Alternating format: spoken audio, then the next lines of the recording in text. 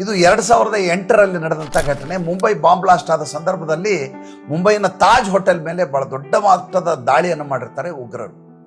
ಆ ಸಂದರ್ಭದಲ್ಲಿ ಹಲವಾರು ಅಮಾಯಕ ತಾಜ್ ಹೋಟೆಲ್ನ ಸಿಬ್ಬಂದಿಗಳು ಕೂಡ ಆಸುನಿಗಿರ್ತಾರೆ ಈ ಉಗ್ರರ ದಾಳಿಯಲ್ಲಿ. ತಾಜ್ ಹೋಟೆಲ್ನ ಮಾಲೀಕರಾದಂಥ ರತನ್ ಟಾಟಾ ಅವರು ಒಂದು ತೀರ್ಮಾನವನ್ನು ಮಾಡ್ತಾರೆ. ಏನಂದರೆ, ಯಾವ್ಯಾವ ಸಿಬ್ಬಂದಿ, ತಮ್ಮ ಹೋಟೆಲ್ನಲ್ಲಿ ಕೆಲಸ ಮಾಡುವಂಥ ಸಿಬ್ಬಂದಿ ಈ ಉಗ್ರರ ದಾಳಿಯಲ್ಲಿ ಹತರಾಗಿದ್ದಾರೋ ಅಷ್ಟೂ ಸಂಬಳವನ್ನು, ಆ ಸಿಬ್ಬಂದಿಯ ಇಡೀ ಜೀವನದ ಎಷ್ಟು ಸಂಬಳ ಬರ್ತಾ ಇತ್ತು ಅಷ್ಟು ಸಂಬಳವನ್ನು ಆ ಕುಟುಂಬಕ್ಕೆ ನೀಡುವಂಥ ಒಂದು ತೀರ್ಮಾನ.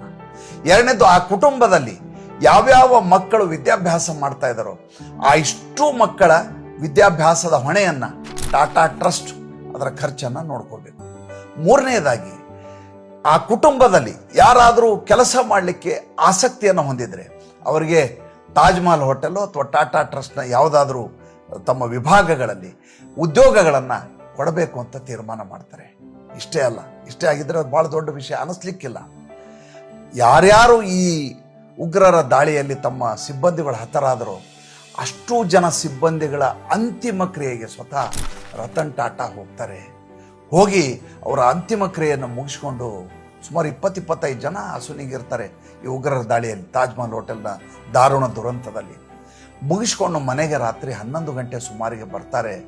ಬಂದ ಸಂದರ್ಭದಲ್ಲಿ ಇದ್ದಕ್ಕಿದ್ದ ಹಾಗೆ ಅವರ ಸಿಬ್ಬಂದಿ ಹೇಳ್ತಾರೆ, ನಿಮ್ಮ ತಾಜ್ ಹೋಟೆಲ್ಗಡೆ ಎದುರುಗಡೆ ಇದ್ದಂಥ ಹಣ್ಣಿನ ಅಂಗಡಿಯ ಹುಡುಗಿಗೆ 3 ಗುಂಡುಗಳು ತಗಲಿದ್ದಾವೆ, ಆಕೆ ಆಸ್ಪತ್ರೆಯಲ್ಲಿದ್ದಾಳೆ. ತಮ್ಮ ಡ್ರೆಸ್ಸನ್ನು ಬದಲಿಸಿದಂಥ ರತನ್ ಟಾಟಾ ಮತ್ತೆ ಡ್ರೆಸ್ಸನ್ನು ಧರಿಸ್ತಾರೆ. ಸಿಬ್ಬಂದಿ ಕೇಳ್ತಾರೆ, ಇಲ್ಲ ಬೆಳಗ್ಗೆ ನೀವು ಹೋಗ್ಬೋದು, ರಾತ್ರಿನೇ ಯಾಕೆ ಹೋಗ್ತೀರಿ? ಈಗಾಗಲೇ ಹಲವಾರು ಅಂತಿಮ ಕ್ರಿಯೆ ಮಾಡಿ ದಣಿದಿದ್ದೀರಿ, ವಯಸ್ಸಾಗಿದೆ ನಿಮಗೆ.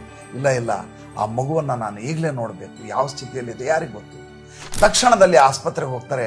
ಆ ಮಗುವನ್ನು ಆಸ್ಪತ್ರೆಯಲ್ಲಿ ಅಡ್ಮಿಟ್ ಮಾಡಲಾಗಿರುತ್ತೆ. ಬಹಳಷ್ಟು ರಕ್ತಸ್ರಾವಾಗಿಬಿಟ್ಟಿರುತ್ತೆ. ವೈದ್ಯರನ್ನು ಕರೆಸಿ ಕೇಳ್ತಾರೆ, ಯಾವ ಸ್ಥಿತಿಯಲ್ಲಿದೆ? ಇಲ್ಲ, ಮಗು ಬದುಕುವ ಸಾಧ್ಯತೆ ತುಂಬ ಕಡಿಮೆ ಇದೆ, ಏಕೆಂದರೆ ರಕ್ತಸ್ರಾವ ಜಾಸ್ತಿ ಆಗಿಬಿಟ್ಟಿದೆ. ಹಾಗಾದರೆ ಈಕೆಯನ್ನು ಉಳಿಸ್ಕೊಳ್ಳಿಕ್ಕೆ ಏನು ಮಾಡಬೇಕು? ಪ್ರಾಣಾಪಾಯದಿಂದ ಪಾರಾಗಲಿಕ್ಕೆ ಸರ್, ತಕ್ಷಣದಲ್ಲಿ ಆಕೆಗೆ ಏರ್ ಆಂಬ್ಯುಲೆನ್ಸನ್ನು ಅರೇಂಜ್ ಮಾಡಿದರೆ ಲಂಡನ್ನಲ್ಲಿ ಈಕೆಗೆ ಚಿಕಿತ್ಸೆಯನ್ನು ಕೊಡಿಸ್ಬೋದು. ರತನ್ ಟಾಟಾ ಹೇಳ್ತಾರೆ, ಅದು ಎಷ್ಟು ಖರ್ಚಾದರೂ ಪರವಾಗಿಲ್ಲ, ತಕ್ಷಣದಲ್ಲಿ ಏರ್ ಆಂಬ್ಯುಲೆನ್ಸನ್ನು ಅರೇಂಜ್ ಮಾಡಿ ತಕ್ಷಣದಲ್ಲಿ ಆಕೆಯನ್ನು ಲಂಡನ್ ಆಸ್ಪತ್ರೆಗೆ ಅಡ್ಮಿಟ್ ಮಾಡಿದರು. ಈ ಕ್ಷಣಾರ್ಧದಲ್ಲಿ ಎಲ್ಲ ಅರೇಂಜ್ ಆಗಿಬಿಡತ್ತೆ. ಆ ಮಗುವಿನ ಪ್ರಾಣ ಉಳಿದ್ಬಿಡತ್ತೆ. ಜೀವನದಲ್ಲಿ ನಾವು ಎಷ್ಟು ಸಂಪಾದನೆ ಮಾಡಿದ್ದೀವಿ ಮುಖ್ಯ ಆಗೋದಿಲ್ಲ. ನಾವು ಎಷ್ಟು ಘನತೆವೆತ್ತ ವ್ಯಕ್ತಿ ಆಗಿದ್ದೀವಿ ಲೆಕ್ಕಕ್ಕೆ ಬರೋದಿಲ್ಲ. ನಾವು ಯಾವ ಔದಾರ್ಯವನ್ನು ತೋರಿಸಿದ್ದೀವಿ ಮತ್ತು ಎಷ್ಟು ಜನರ ಮುಖದಲ್ಲಿ ನಗು ಉಕ್ಕುವ ಹಾಗೆ ಮಾಡಿದ್ದೀವಿ, ಅದೇ ಜೀವನ ಅಲ್ವಾ? ಯೋಚನೆ ಮಾಡಿ ನೋಡಿ. ಸಾರ್ಥಕತೆ ಅಂದರೆ ಇದೆ.